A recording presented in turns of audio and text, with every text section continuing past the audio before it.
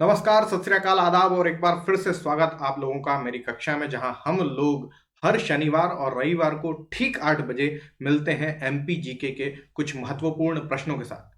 तो very good morning all of you. जितने लोग मेरे साथ जुड़ने वाले हैं सभी लोग जुड़ जाएं। इस वीडियो को शेयर कर दीजिएगा सभी लोगों को, ताकि वे लोग भी तैयारी कर सकें। एक भी सैटरडे संडे नहीं चूकेगा, क्योंकि हम लोग हर बार बात करते हैं एमपी जीके के महत्वपूर्ण प्रश्नों पर। एमपी कांस्टेबल आनी ही है, क्योंकि अब तो शिवराज सरकार भी आ गई है। तो अब संभावना और बढ़ जाती है, क्योंकि उन्होंने नोटिफिकेशन दिया, अब उनकी सरकार फिर से है। तो हो सकता है कि बहुत ही जल्द आप लोगों को यह खुशखबरी मिल जाए कि एमपी कांस्टेबल की परीक्षा इस तारीख को होगी। तो क्या आप लोगों की तैयारी है? भाई, गवर्नमेंट क्या करे ये गवर्नमेंट का काम, हम लोग क्या कर रहे हैं? हम लोगों को हमारा काम करना चाहिए, यानी अच्छे से पढ़ाई करनी चाहिए। एमपी जेके की परीक्षा अगर होनी है तो हम लोग क्या तैयार हैं? चलिए आइए, कुछ महत्वपूर्ण प्रश्नों को लेकर आपके साथ जुड़ा हूं। जब यह सेशन कंप्लीट हो जाए तो आप लोगों से एक छोटा सा निवेदन है मेरा कि उत्तर जरूर दीजिएगा। कितने नंबर आपने सही किए, कितने प्रश्न आपके सही हुए, यह जरूर मुझे कमेंट बॉक्स में लिखकर बताइएगा। चलिए शुरू करते हैं बिना देरी किए। एक बार फिर से स्वागत आपका। मेरा नाम है प्रवीण दीक्षित और आप जुड़ गए हैं वाईफाई स्टडी स्टूडियो चैनल पर, जहां हम लोग बात करते हैं एमपी जीके के महत्वपूर्ण प्रश्नों पर हर शुक्रवार और शनिवार और रविवार को। महत्वपूर्ण प्रश्नों पर एमपी जीके। अगर हम बात करें वाईफाई स्टडी स्टूडियो, जो कि अन अकेडमी का एक पार्ट है, जहां आपको मिलती हैं लाइव क्लासेस, टेस्ट सीरीज और डाउट क्लियरिंग सेशन। अब ये अगर मैं बात करूं तो मेरी फिलहाल स्पेशल क्लासेस चल रही हैं, और वो हिंदी को लेकर चल रही हैं। उनका समय रहता है 3:15 बजे का। तो आप जरूर जुड़ सकते हैं दोपहर 3 बजे, 3:15 बजे, या फिर प्रवीण दीक्षित PRAWWENDIEXIT, इसको अगर आप सर्च करेंगे तो भी आपको मैं मिल जाऊंगा। मुझे फॉलो कर लीजिएगा ताकि हर मेरे सेशन आप तक पहुंच पाए। अगली बात, कुछ लोग ये सोचते हैं कि अन अकेडमी पर जाते ही पैसा लग जाता है। नहीं भाई, अन अकेडमी अगर आप ऐप डाउनलोड करते हैं, इंस्टॉल करते हैं, तो आपको कोई पैसा देना नहीं पड़ता। आप वहां पर फ्री स्पेशल क्लासेस ले सकते हैं। हाँ, उसके बाद अगर आप चाहते हैं कि कोर्सेज आप ज्वाइन करें, तब आपकी फीस की बारी आती है। तो वो बहुत दूर की बात है। आप जाएं वहां, चेक करें किस तरह के सेशन होते हैं, यूट्यूब और अन अकेडमी में क्या अंतर है, वह भी आपको वहां पर जाकर पता चलेगा। चलिए, अगर मैं कुछ फायदे बताऊं आपको, जैसे परीक्षा वहां पर पूरी तैयारी होती है, असीमित लाइव क्लासेस कभी भी कहीं भी आप बैठ के ले सकते हैं। आप प्लस कोर्स में डाउट क्लियरिंग सेशन भी होता है। जैसे आप यहां से हमसे बात नहीं कर पाते, वहां डाउट क्लियरिंग सेशन में आप डाउट्स पूछ सकते हैं। पीडीएफ आप लोग डाउनलोड कर सकते हैं। ये बहुत सारे फायदे हैं जो आप लोगों को मिलते हैं। अगर हम बात करें करना क्या होता है, तो इंस्टॉल करिए। आप जाएंगे सीधे अन अकेडमी लर्निंग ऐप आपको मिलेगा, इंस्टॉल कर लीजिए। उसमें अपना डिटेल फीड कर दीजिए, यानी कॉन्टैक्ट नंबर या ईमेल आईडी, और बस आप अन अकेडमी पर पहुंच गए। वहां पर आप सर्च करिए आप किस तरह के वीडियोस देखना चाहते हैं। आपको एजुकेशनल वीडियोस वहां पर देखने को मिलेंगे, लाइव क्लासेस आपको देखने को मिलेंगी, फ्री क्लासेस आपको देखने को मिलेंगी। अगर आप प्लस की ओर जाना चाहते हैं, गेट सब्सक्रिप्शन पर जाइए और वहां पर आपका फीस सिलेक्ट करिए, कोर्स सिलेक्ट करिए। जब अगर आप उस तरफ जाते हैं और अगर आप चाहते हैं कि 10% यानी 10% डिस्काउंट आपको मिले, तो आप मेरा रेफरल कोड यूज कर सकते हैं, PD लाइव। आपको एक छोटी सी सूचना और दे दूं कि जो बैंक है, या SSC है, या व्यापम है, या UPSI है, या किसी भी स्टेट, किसी भी परीक्षा के लिए आप जाएं, आपको आवश्यकता नहीं कि कोड जो है वो बदलें। यही कोड आप उपयोग कर सकते हैं। PD लाइव, किसी भी परीक्षा की तैयारी आप कर रहे हो, PD लाइव से आपका 10% डिस्काउंट अवेलेबल हो जाएगा। वो चाहे कोई भी कोर्स हो, कोई भी सब्जेक्ट हो। ठीक है, तो बिल्कुल मत घबराइएगा। PD लाइव मेरा रेफरल कोड है, उपयोग करिएगा। जिन लोगों का ने कर रखा है वो अपने दोस्तों से इसका अनुरोध करें। मेरी ओर से अनुरोध है कि PD live referral code use करें। देखिए समय, अब जब मैं प्रश्न लेकर आया हूं, तो प्रश्न में मैंने आपको समय दे दिया है। समय सीमा है 20 सेकेंड्स, 20 सेकेंड आपके, 21वां सेकंड मेरा। मैं आपको पूरा उत्तर भी दूंगा और उसको समझाऊंगा भी। चलिए शुरू करते हैं बिना देरी के। यह रहा पहला प्रश्न और यह रहे 4 ऑप्शन। बताइए क्या होगा सही उत्तर। मध्य प्रदेश का पहला समाचार पत्र 150 वर्ष पहले प्रकाशित हुआ। यह था नवभारत, अखबार ग्वालियर, मालवा अखबार, या नई दुनिया। मध्य प्रदेश का पहला समाचार पत्र। ठीक। समय होता है समाप्त। तो मध्य प्रदेश का पहला समाचार पत्र 150 वर्ष पहले प्रकाशित हुआ था, सबसे पहली बात तो ये। और ये जो प्रकाशित हुआ था वह कौन सा था, अगर हम उसकी बात करें तो सही उत्तर मिलता है अखबार ग्वालियर। जी हाँ, उसका नाम था अखबार ग्वालियर। ठीक है, इसके बारे में थोड़ी सी डिटेल आपको जानकारी दे दूं मैं कि ग्वालियर शहर में 1840 में यह मध्य प्रदेश का पहला अखबार ग्वालियर, नाम था अखबार ग्वालियर, उर्दू में निकाला गया था। जबकि हिंदी का अगर पूछा जाए कि हिंदी का अखबार कब निकला, तो 1948 में निकला। समझ रहे हैं बात को? 40 में निकल गया था पहला अखबार जो कि उर्दू में निकला था, अखबार ग्वालियर के नाम से। और हिंदी का अगर पहला अखबार पूछें तो मालवा अखबार निकला था, जो कि 1948 में निकला था, आजादी के 1 साल बाद। ठीक है, याद रहेगा। चलिए अगला प्रश्न की ओर बढ़ते हैं। यह रहा अगला प्रश्न और समय होता है शुरू। निम्न में से मध्य प्रदेश में स्थित बांध है कौन सा? राणा प्रताप सागर बांध, सरदार सरोवर बांध, उकाई बांध परियोजना या जोबट परियोजना?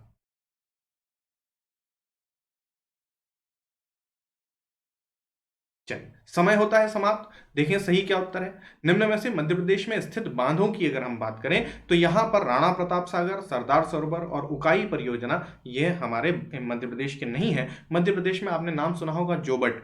जोबट दरअसल झाबुआ जिले का एक छोटा सा शहर है जोबट, वहां पे यह परियोजना चल रही है। देख लेते हैं इसके बारे में और जानकारी।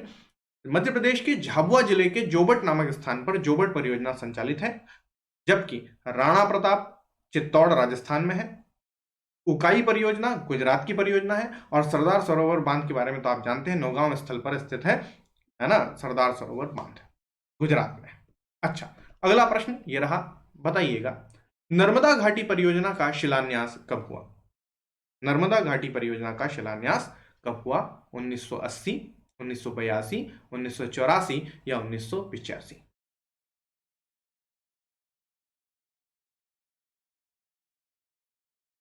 चलिए समय होता है समाप्त। हमको देखना है नर्मदा घाटी परियोजना का शिलान्यास कब हुआ। देखिए मैंने अभी तक 3-4 प्रश्न आप लोगों से पूछ लिए हैं, आपको मैं पहले भी बोल चुका हूं। आपके कमेंट मेरे लिए बहुत महत्वपूर्ण है। कई चीजें आप लोग मेरी सुधारते हैं, उसके लिए बहुत बहुत धन्यवाद। कई लोग मेरी गलतियां पकड़ के उसे सुधारने का प्रयास करते हैं। यह आपका एक बड़प्पन है कि आप लोग मुझे भी सिखाते हैं।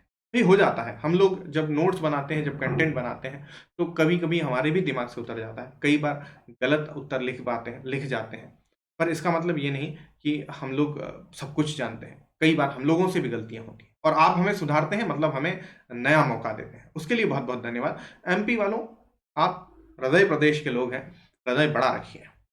आइए बात करते हैं नर्मदा घाटी परियोजना की। तो 1980, 82, 84 या 85? अगर इसका सही उत्तर देखें तो 1984 में हुआ था, 1984 में। आपको याद होगा उस समय तत्कालीन प्रधानमंत्री कौन थी? श्रीमती इंदिरा गांधी जी। तो दरअसल नर्मदा घाटी परियोजना मध्य प्रदेश, महाराष्ट्र और गुजरात की संयुक्त परियोजना है। कहां कहां पर? महाराष्ट्र, गुजरात और मध्य प्रदेश की, जो नर्मदा तथा उसकी सहायक नदियों पर निर्मित है। नर्मदा आप जानते ही हैं महाराष्ट्र और गुजरात से होते हुए निकलती है, तो नर्मदा परियोजना तथा उसकी सहायक नदियां निर्मित हैं। इस वृहद परियोजना का विधिवत शिलान्यास 23 अक्टूबर 1984 को स्वर्गीय श्रीमती इंदिरा गांधी, तत्कालीन जो प्रधानमंत्री थी, उनके द्वारा उनके कर कमलों से किया गया था। याद रहेगा, नर्मदा घाटी परियोजना जो कि, और उसके सहायक नदियां, उसके बारे में भी हम बात कर चुके हैं। 41 नदियां हैं, है ना? तो 41 उसकी सहायक नदियां हैं। उस नदी पूरी जो जो नदियां और उनकी सहायक नदियों हैं, उनके ऊपर ये बांध परियोजना, नर्मदा घाटी परियोजना चली थी। कब से? 23 अक्टूबर 1984 को इसका शिलान्यास किया गया था। अगला देखते हैं, अगला प्रश्न ये रहा, बताइए सही उत्तर क्या है। मेरे ख्याल से तो करीबन करीबन लोग सही उत्तर ही बताएंगे। मध्य प्रदेश की पहली महिला मुख्यमंत्री कौन थी? उमा भारती, सरला अग्रवाल, यमुना देवी या इनमें से कोई नहीं? चलिए समय होता है समाप्त। देखें तो कौन थी मध्य प्रदेश की पहली मुख्यमंत्री? जी हाँ, उमा भारती। जैसे हम शिवराज सिंह जी को मामा जी कहकर बुलाते हैं, वैसे ही उमा भारती जी को बुआ जी करके कह के बुलाया जाता था। उमा भारती जी महिला मुख्यमंत्री रही पहली मध्य प्रदेश की। जमुना देवी जी की अगर हम बात करें तो यह विपक्ष की पहली अध्यक्ष रही, विपक्ष की नेता रही यमुना देवी जी। देख लेते हैं अगला प्रश्न, मध्य प्रदेश की पहली क्रिकेट प्रतियोगिता कब खेली गई? 1913, 1917, 1941 और 1951। एक प्रश्न क्रिकेट से, खेल से आपके लिए साथ में। समय होता है समाप्त। मध्य प्रदेश की पहली क्रिकेट प्रतियोगिता कब खेली गई? अगर इसका उत्तर देखें तो 1913 में खेली गई थी। 1913 मध्य प्रदेश की पहली प्रतियोगिता, क्रिकेट प्रतियोगिता हुई थी। इसके बारे में अगर थोड़ी सी जानकारी अगर लें तो यह जो है वह कर्नल डेली के नाम पे खेली गई थी, डेली शील्ड टूर्नामेंट के नाम पे 1913 में।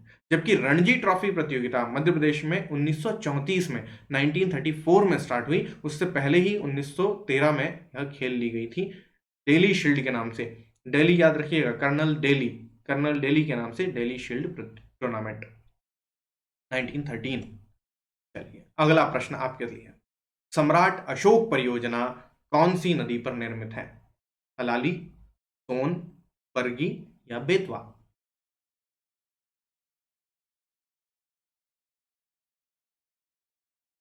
सभी लोग आंसर करेंगे और बाद में याद भी रखिएगा कौन सा आंसर आपने सही किए थे। ठीक है, सम्राट अशोक परियोजना की अगर हम बात करें तो वह हलाली नदी पर बना हुआ है, निर्मित है हलाली नदी। ठीक है, कुछ जानकारी देख लें तो सम्राट अशोक या हलाली परियोजना को ही सम्राट अशोक परियोजना भी कहते हैं, हलाली नदी पर बना है। बाणसागर जैसा आप जानते हैं सोन नदी पर, रानी अवंतीबाई परियोजना बरगी नदी और राजघाट परियोजना बेतवा नदी पर बनी है। एक बार इसको फिर से दोहरा लीजिएगा। अगला प्रश्न यह रहा, निम्न नदियों की लंबाई के संबंध में असत्य कथन है। एक ही प्रश्न में 4 प्रश्नों के उत्तर आपको एक साथ मिल गए। अब इसमें गलत बताएंगे, असत्य बताएंगे तो बाकी के 3 सत्य हैं और बाकी के मैं सत्य बताऊं ही दूंगा। समय समाप्त होता है। निम्न नदियों की लंबाई के संबंध में असत्य कथन है। कौन सी ऐसी नदी है जिसकी लंबाई गलत दी गई है?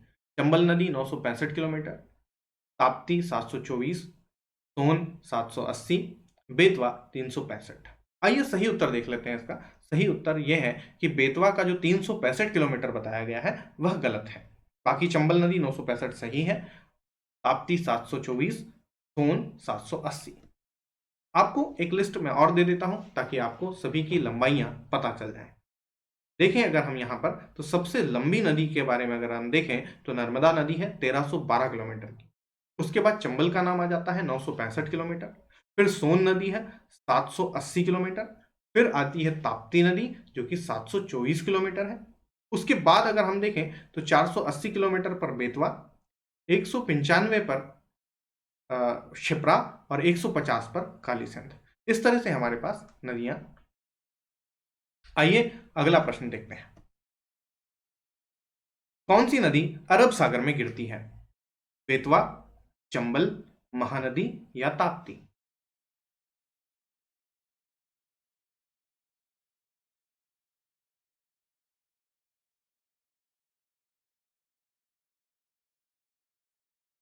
समय समाप्त। देख लेते हैं सही उत्तर क्या है। कौन सी नदी अरब सागर में गिरती है? अगर सही उत्तर देखें तो ताप्ती है। जी हाँ, ये ठीक नर्मदा के समान के समकक्ष चलती हुई ताप्ती अरब सागर में आकर गिरती हैं। इनके बारे में देख लें तो ताप्ती नदी मध्य प्रदेश की एक महत्वपूर्ण नदी है जिसका उद्गम स्थल कहां? बैतूल जिले के मुल्ताई नगर के समीप से होता है और यह पश्चिम की ओर बहती हुई खंबात की खाड़ी में गिरती है। याद रहेगी ताप्ती नदी। अगला प्रश्न, सन 2011 की जनगणना के अनुसार मध्य प्रदेश की साक्षरता दर कितनी है?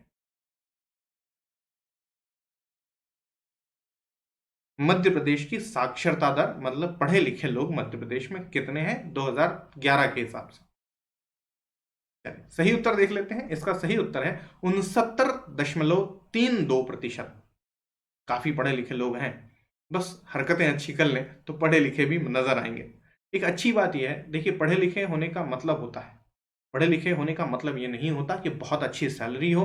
पढ़े लिखे होने का मतलब ये नहीं होता कि उनके पास ऐशो आराम हो। पढ़े लिखे का मतलब होता है कि आपके यहाँ की नदियाँ कितनी साफ हैं। पढ़े लिखे का मतलब होता है कि आपके यहाँ जो सामान्य चीज़ें जो जो मिलनी चाहिए वह है या नहीं। पढ़े लिखे का मतलब होता है आप साफ सफाई से रहते हैं या नहीं, आपके घर के आसपास गंदगी तो नहीं है, हम स्वच्छ भारत का पूरी तरह तरह प्रयोग उपयोग कर पा रहे हैं या नहीं। और इस बारे में मैं वाकई गर्व के साथ महसूस करता हूं कि मैं दुनिया देश के सबसे बेहतरीन और साफ सुथरे नगर में रहता हूं। मैं इंदौर से आप लोगों के साथ जुड़ता हूं। तो मित्रों, एक बात हमेशा याद रखिए, हमारी साक्षरता, हमारा हमारा अध्ययन हमें स्वच्छ बनाता है, हमें उच्च बनाता है। वो पैसों से नहीं होता, ऐशो आराम से नहीं होता, हमारे आसपास के पर्यावरण से होता है। क्या हम हमारे यहाँ की जलवायु को शुद्ध रख पा रहे हैं? क्या हमारे यहाँ की नदियाँ साफ हैं? क्या हमारे यहाँ की सड़कें साफ हैं? क्या कोई परेशान तो नहीं हो रहा? अगर हम लोग यह सब सही करते हैं तब सही मायनों में हम साक्षर हैं। आइए आगे बढ़ते हैं अगले प्रश्न की ओर। नर्मदा की कुल कितनी सहायक नदियां हैं? अरे, इसका उत्तर तो मैंने ही दे दिया था। याद करिए क्या बोला था मैं।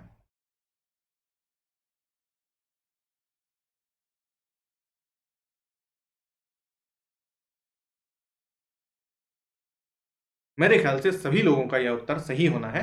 बिल्कुल 41 नदियां, सहायक नदियां बताई गई हैं नर्मदा की। इसमें से 22 बाएं किनारे पर और 19 जो है वो दाएं किनारे से मिलती है। 22 22 बाएं, 22 बाएं, याद रहेगा ना, 22 बाएं और 19 दाएं। ठीक है, तो यहां पर कुल 41 नदियां हैं जो कि सहायक नदियां हैं नर्मदा नदी की। अगला देखते हैं, अगला प्रश्न क्या है। मध्य प्रदेश में संस्कृत विश्वविद्यालय कहाँ स्थापित किया गया है? भोपाल, ग्वालियर, उज्जैन या जबलपुर?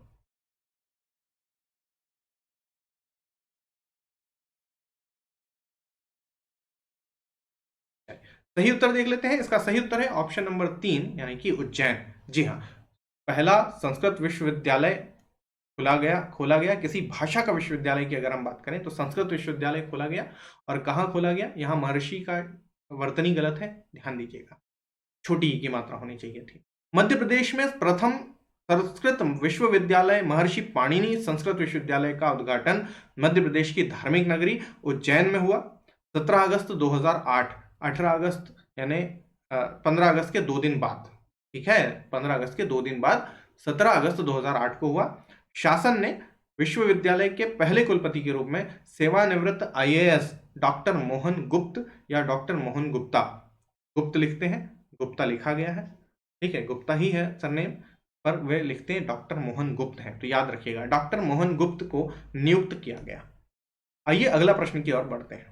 इंद्रावती राष्ट्रीय उद्यान कहाँ स्थित है? शिवपुरी, मंडला, बस्तर या शहडोल?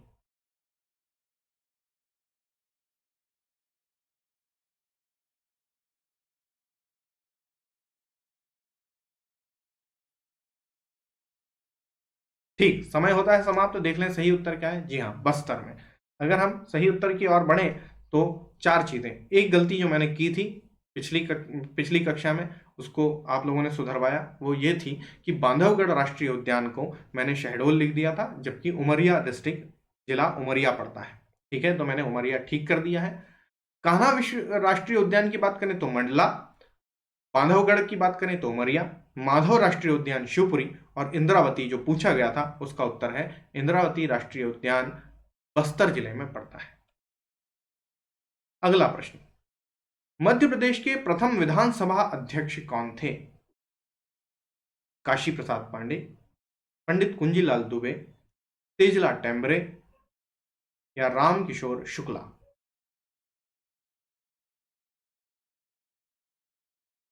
समय समाप्त। अगर आपने मेरे पिछले लेक्चर देखे हैं, पिछले सेशन देखे हैं, तो आपको पता होगा, इसका उत्तर मैंने बताया था कि पंडित कुंजीलाल दुबे जो थे वे विधानसभा के प्रथम, मध्य प्रदेश के प्रथम विधानसभा अध्यक्ष माने गए। 1 नवंबर 1956 यानी मध्य प्रदेश के स्थापना दिवस से 7 मार्च 1967 तक विधानसभा के अध्यक्ष पद पर पंडित कुंजीलाल दुबे विराजमान हुए। अगला प्रश्न बताइए, विक्रम पुरस्कार की राशि है 15,000, 20,000, 50,000 या 1 लाख? जो व्यक्ति विक्रम पुरस्कार जीतता है, जिसको पुरस्कार प्राप्त होता है, उसको कितनी राशि दी जाती है? समय समाप्त। सही उत्तर है 1 लाख रुपए। जी हाँ, विक्रम जो पुरस्कार है वह सबसे बड़ा खेल पुरस्कार माना जाता है मध्य प्रदेश का, जिसके विजेता खिलाड़ी को 1 लाख रुपए नगद, ब्लेजर, टाई, प्रतीक चिन्ह, प्रमाण पत्र आदि भी दिए जाते हैं। अगला प्रश्न ये रहा आपके सामने, भील के निवास को क्या कहा जाता है? भील जनजाति जो है वे अपना जो कुटिया बनाते हैं, जो घर बनाते हैं, उनको कहा क्या जाता है, क्या कहा जाता है उस निवास स्थान को? कुफू, कपड़ा, फालिया या इनमें से कोई नहीं? ठीक, सही उत्तर देख लें, फालिया कहते हैं। यदि आप झाबुआ जाएं, झाबुआ के आसपास के क्षेत्र जहां भील बहुल क्षेत्र है, वहां पर वे अपने खेत के आसपास ही अपने घर बसाते हैं, वहीं पर घर बनाते हैं, वहीं रहते हैं और उसे फलिया कहते हैं, फालिया भी कहते हैं। ठीक है, अगला प्रश्न ये रहा, भरथरी गुफा के नाम से प्रसिद्ध गुफाएं किस जगह स्थित हैं? भरथरी गुफा के नाम से प्रसिद्ध गुफाएं किस जगह पर स्थित हैं? उज्जैन, विदिशा, भोपाल या धार?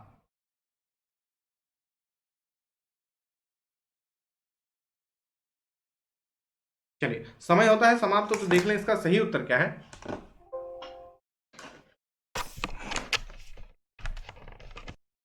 अगर इसके सही उत्तर की मैं बात करूं तो पिछली बार भी मैंने आपको बताया था कि भरथरी गुफा, मैंने पूरी भरथरी लोकगीत के बारे में आपको बताया था और उस दौरान मैंने भरथरी की पूरी कथा भी आपको सुनाई थी। भरथरी गुफा का अगर हम स्थान देखें तो वो उज्जैन है। भरथरी गीत के बारे में, भरथरी लोक कथा के बारे में गोपीचंद और भरथरी दोनों मामा भांजों की कथा है।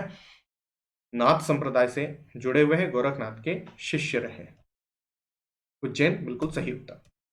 थोड़ी सी जानकारी, राजा भरथरी जो कि बाद में भरथरीनाथ कहलाए, राजा विक्रमादित्य के बड़े भाई थे और उनकी स्मृति में 11वीं शताब्दी में भरथरी गुफाओं का निर्माण कराया गया। उज्जैन से 12 किलोमीटर दूर कालियादेह महल के समीप यह गुफाएं स्थित हैं। आइए अगला प्रश्न देखें, हिंडोला महल कहाँ है? ओरछा, मांडू, ग्वालियर या महेश्वर? बताइए क्या होगा सही उत्तर।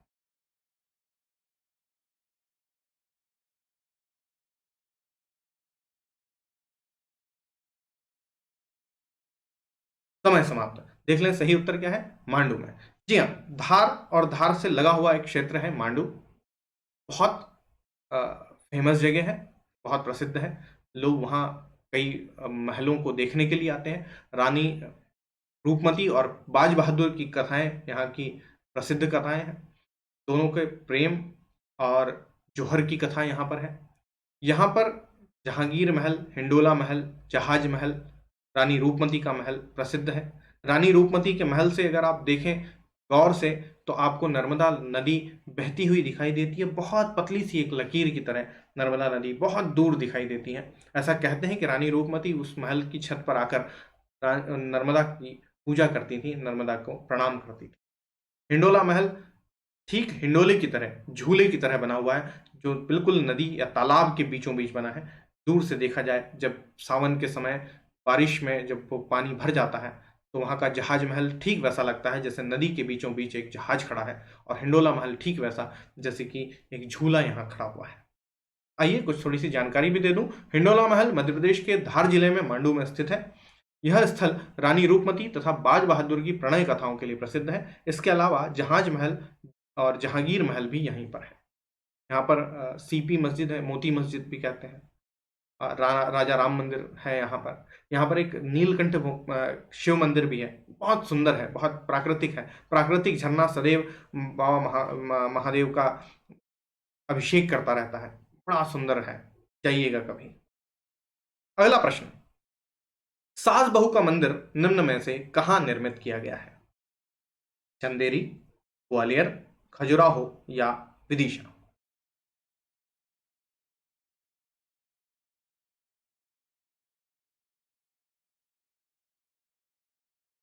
ठीक, सही उत्तर आप लोग दे रहे हैं, ग्वालियर में है। सास बहू दरअसल नाम ऐसा हो गया कि लोगों ने उस सास बहू का मतलब मान लिया सास और बहू, लेकिन यह सास बहू का मंदिर का सही उत्तर, सही नाम क्या है? अगर यदि आपको याद है तो जरूर लिख के बताइएगा कमेंट बॉक्स में। सास बहू का मंदिर निम्न में से कहाँ है? तो ग्वालियर में है। अगर हम इसकी बात करें तो दरअसल मध्य प्रदेश के ग्वालियर में सास बहू का मंदिर है। यह मंदिर 11वीं शताब्दी में राजा महिपाल ने बनवाया था। भगवान विष्णु और भगवान शिव को समर्पित है यह मंदिर। और दरअसल नाम था सहस्त्रबाहु, वो सहस्त्रबाहु तद्भवीकरण होते होते सास बहू रह गया। नाम क्या था? सहस्त्रबाहु था, और सहस्त्रबाहु से वो सास बहू रह गया। ठीक है, तो सास बहू का जो मंदिर है वो दरअसल सहस्त्रबाहु मंदिर था, भगवान विष्णु और भगवान शिव का वो समर्पित है। अगला प्रश्न बताइए, मध्य प्रदेश के किस दुर्ग को भारत का जिब्राल्टर की संज्ञा दी गई है? ग्वालियर, मांडू, मंदसौर या चंदेरी? कौन सा दुर्ग है, कौन सा किला है जिसे भारत का जिब्राल्टर कहा जाता है? समय समाप्त। देख लेते हैं सही उत्तर। जी हाँ, ग्वालियर का किला माना जाता है जिब्राल्टर, भारत का जिब्राल्टर कहा जाता है। आपको एक छोटी सी बात भी और बता दूं कि पहली बार अगर देखा जाए भारत, आप तो जानते हैं कि भारत ने शून्य का आविष्कार किया। भारत ने दुनिया को शून्य दिया, है ना। जब जीरो दिया मेरे भारत ने गाना तो आपने सुना है। तो जीरो जब हमने दिया तो दरअसल देखा जाए तो दूसरा ऐसा अभिलेख जहां शून्य लिखा है। तो सबसे पुरानी जो एक एक शून्य लिखी हुई एक संहिता है जिस पर शून्य पहली बार लिखा हुआ देखा गया, वो इससे पुरानी है, करीबन 1000-1500 साल पुरानी। और उसके बाद अगर कोई दूसरी जगह दुनिया में, भारत में कहीं दूसरी जगह, या दुनिया ही बोलेंगे, दुनिया में कहीं दूसरी जगह अगर आपने कहीं जीरो लिखा हुआ दिखा है तो वह ग्वालियर के किले पर लिखा हुआ है। यह अपने आप में एक अप्रतिम घटना है। आइए अगला प्रश्न आपके लिए। मध्य प्रदेश का ऐसा पर्यटन स्थल जो अपने मंदिरों के लिए विख्यात है? ओरछा, मैयर, खजुराहो या मांडू?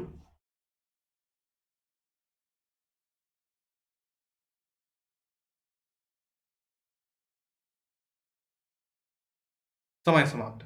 सही उत्तर है खजुराहो। जी हाँ, खजुराहो के मंदिर वर्ल्ड हेरिटेज में आते हैं, बहुत ज्यादा फेमस जगह है।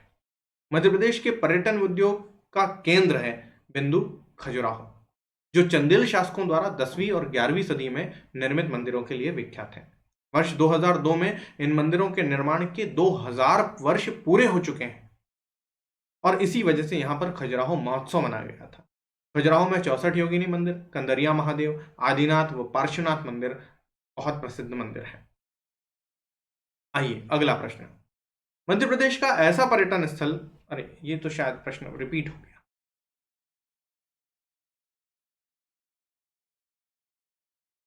मध्य प्रदेश का की किस जनजाति में घोटुल प्रथा पाई जाती है? मतरा, दोरला, बिसोन या मुड़िया? घोटुल प्रथा। समय होता है समाप्त। मुड़िया जनजाति जो बस्तर के आसपास, बस्तर के इलाकों में, बस्तर जिले में पाई जाती हैं, उनमें घोटुल प्रथा पाई जाती है। घोटुल दरअसल एक ऐसा कह सकते हैं एक ऐसा घर होता है, ऐसा सामुदायिक भवन होता है जहां पर बचपन में छोटे बच्चे से लेकर 10 साल के बाद के बच्चे जो हैं, अब ये 10 साल तो हम लोग गिनते हैं भैया, वो तो गिनते नहीं है, पर जैसे ही बच्चा बड़ा होता है, किशोर अवस्था में जाता है, वे सभी एक ही जगह पर सामुदायिक रूप से रहते हैं, सभी घरों के बच्चे। और वहीं पर वो गाना बजाना, खेल, सब कुछ वहीं सीखते हैं।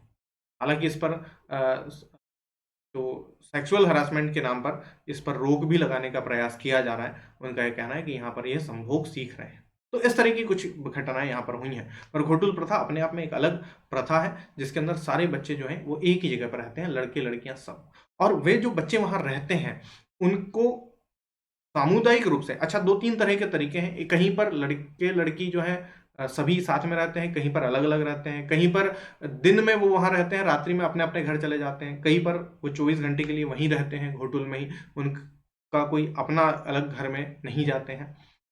जो गृहस्थ लोग हैं वही घरों में रहते हैं, बाकी सब घोटुल में रहते हैं। तो इस तरह की कुछ जानकारी मुड़िया नाम की जनजाति में होता है। यह अगला प्रश्न।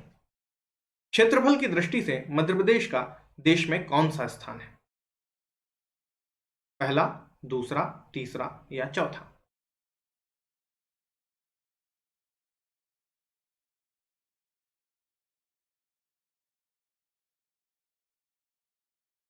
चलिए सही उत्तर देख लेते हैं। इसका सही उत्तर रह गया है दूसरा। जी हाँ, पहले हम लोग तीसरे स्थान पर थे, अब हम दूसरे स्थान पे पहुंच गए हैं। कैसे, देख लें। तो अगर हम देखें तो पहला स्थान राजस्थान का है, जिसका क्षेत्रफल के हिसाब से 10%, भारत का 10% राजस्थान है। भारत का 9.376 मध्य प्रदेश, और उसके बाद तीसरे नंबर पे महाराष्ट्र आ जाता है, 9.361% पूरे देश का।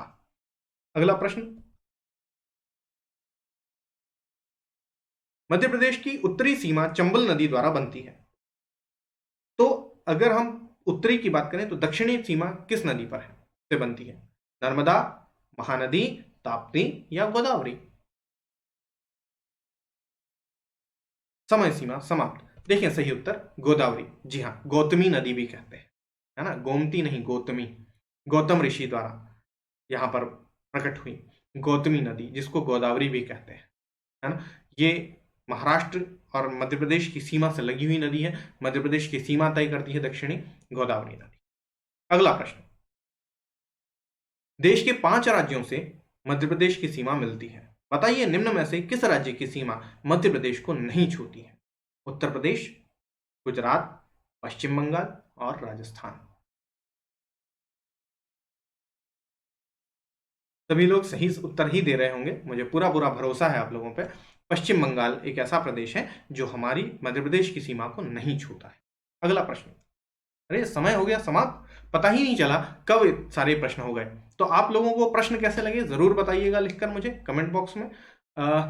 और कितने सही उत्तर आप दे पाए इस पर जरूर मुझे कमेंट चाहिए आपका। सभी लोग, जितने लोग आज प्रश्न किए हैं, सब लोग उत्तर देंगे कि आप में कितने प्रश्न सही किए।